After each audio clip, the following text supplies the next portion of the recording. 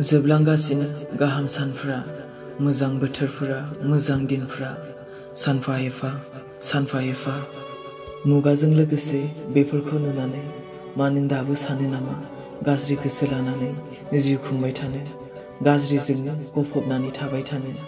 मुगाखौ नुनानैबो मा नों दासिमबो सोलायनो गोसो जाला नामा, सोलायनो रोंला नामा? दासिमबो लोंलुं फेग्लुंजोंनो गफबनानै थाबाय थानोसै नामा?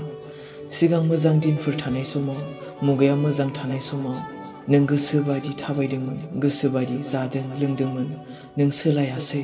दाथ' एसे बुजिदो, सिरि मोनदो मुगाखौ नायनानै। दा सानसै नों पाप गोसोखौ लानानै गेलेबाय थानो। सानसे हिसाब हैनांगोन बे सोरजिगिरि आफानो, गसंहैनांगोन बेनि सेराव। खारग'नो नों हाया, थाखोमानोबो नों हाया। बे आफानो हिसाब होनांगोन गासैबो मावनाय पापफोरनि थाखै।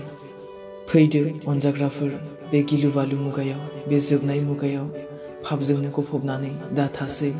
नोंनि गाज्रि आखल आखुखौ नागारनानै फैदो, गोदान खृष्टनि आखल आखुजों जिउ खुंदो।